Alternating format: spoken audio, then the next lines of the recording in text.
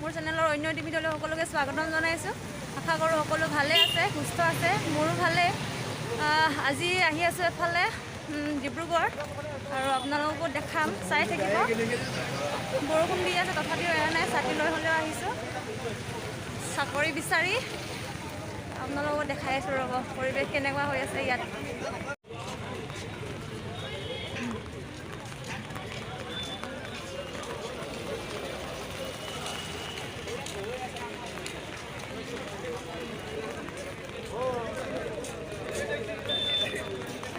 এতিয়া পৰীক্ষা দি ওলালোঁ আৰু ভাইটি এটা আহিছিলে লগত, তাকো বিচাৰি লওঁ।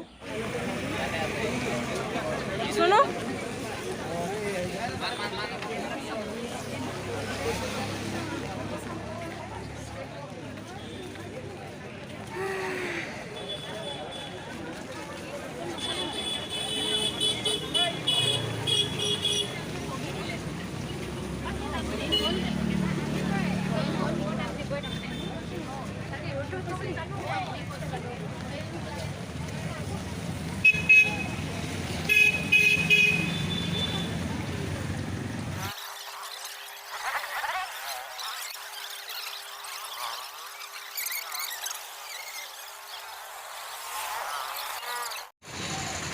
আমি এতিয়া বৰষুণত তিতি আহি আছোঁ ভণ্টিৰ ওচৰলৈ, হস্পিটেল আহি আছোঁ।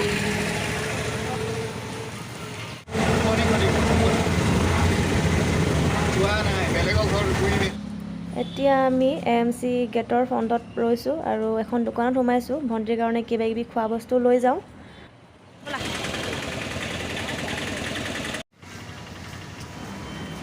আপোনালোকক প্ৰথম সোমাই অলপমান দেখাইছোঁ। গেটৰ পৰা সোমাই চিধাই এনেকৈ পাব, ইফালে এটা ৰাস্তা আছে আৰু ইফালে এটা আছে। এটা ইম্পৰ্টেণ্ট কথা হ'ল কি, এই AMCৰ ওপৰত এটা কুৱেশ্যন আহিছিলে যে আমাৰ অসমৰ প্ৰথম হস্পিটেল কোনখন বুলি। আচলতে AMCখনেই আমাৰ অসমৰ প্ৰথম হস্পিটেল বুলি মই জানো। ইফালে যাব পাৰিব, চিধাই যাওক, এফালে বেছি ঘূৰিব লাগে। হস্পিটেলৰ ওপৰত আহিছোঁ, মেডিকেলৰ ওপৰত আহিছোঁ, আপোনালোকে চাই থাকিব, মই জনাম। মেডিকেল কলেজ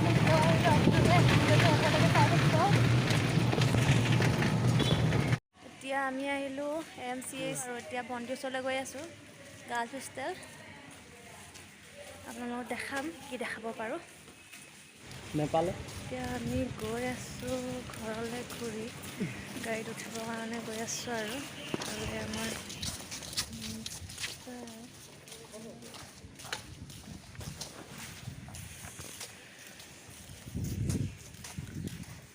এতিয়া হোষ্টেলৰ পৰা আমি ওলাই গৈ আছোঁ ঘৰলৈ, কাৰণ এতিয়া আমি আকৌ ধেমাজি যাব লাগিব। গাড়ী পাওঁ নাপাওঁ কোনো ঠিকনা নাই, কেতিয়া পাওঁ।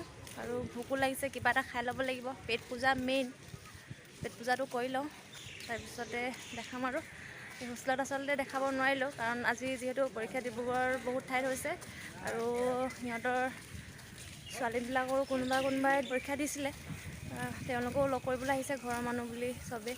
সেইটো কাৰণে জল্দিকৈ চাহ অকণমান খালোঁ আৰু ভণ্টিয়ে চাহ বনাই দিলে, খাই মেলি এতিয়া গুচি আহিলোঁ। এতিয়া আমি ঘৰলৈ গৈ থাকিম আৰু কিবা এটা খাই যাম বুলি ভাবিছোঁ, ভোক লাগিছে। এয়া অকণমান আছাম মেডিকেল কলেজখন দেখাই দিছোঁ আপোনালোকক। এইফালে বেক কেমেৰা কৰি দেখাব লাগিব, এনেকৈ দেখালে মই ভালদৰে নেদেখিব। আপোনালোকে চাই থাকক। ভিডিঅ' কৰিম বুলিয়ে একেবাৰে খোজকাঢ়ি আহিছোঁ, টমটম গৈ আছে এইফালে, তথাপিও খোজকাঢ়ি আহি আছোঁ অকণমান আপোনালোকক হস্পিটেলখন দেখাওঁ বুলি। ভাগৰো লাগিছে, ৰাতিপুৱা সোনকালে অহা আৰু ভাগৰো লাগিছে। ৰাতিপুৱা 7 বজাৰ পৰা একেবাৰে আহি আছোঁ আৰু পৰীক্ষাও দিলোঁ তাত, আৰু এতিয়া ভণ্টিৰ ওচৰলৈ আহিলোঁ। আকৌ এতিয়া ঘৰলৈ যাব লাগিব আৰু খাব লাগিব কিবা এটা। ৰাতিপুৱা যিহেতু সোনকালে অহা হ'ল, গতিকে একো খাব নোৱাৰিলোঁৱে। এতিয়া খাই লওঁ, খাই মেলিহে অকণমান শক্তি পাম।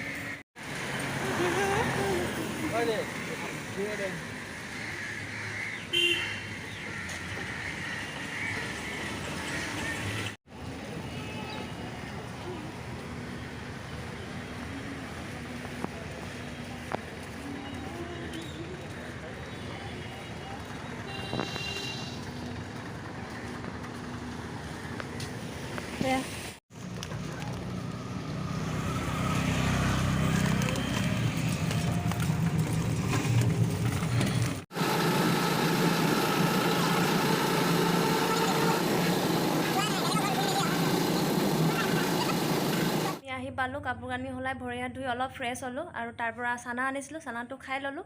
এতিয়া ভাতটো খোৱা নাই, ওচৰৰ বৌহঁতৰ ঘৰতে ভাত খাবলৈ মাতিছে, ভাবিছোঁ তাতে ভাতটো খাওঁ। ঘৰত আৰু ইমান ভাগৰ জুগৰে সেই কাম বন কৰিবলৈও মন যোৱা নাই, তাতে ভাত খাওঁ মাতিলে, গতিকে তাতে ভাতটো খাই আহোঁগৈ।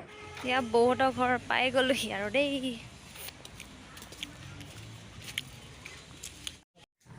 এয়া বৌৱে ভাত দিলে আমাক, মিষ্টাৰক দিছে গাহৰি মাংস আৰু মোক দিছে এয়া ডিম। মই যিহেতু গাহৰি মাংস নাখাওঁ, আমি ভাতটো তেতিয়াহ'লে খাই লওঁ। আৰু আজিৰ ভিডিঅ'টো ইমানতে শেষ কৰিছোঁ। মোৰ ভিডিঅ'টো চাই যদিহে ভাল পালে তেনেহ'লে like, comment, share and subscribe কৰিব আৰু মোক মৰম দিব। তেতিয়াহ'লে আজিলৈ আহোঁ, বাই বাই।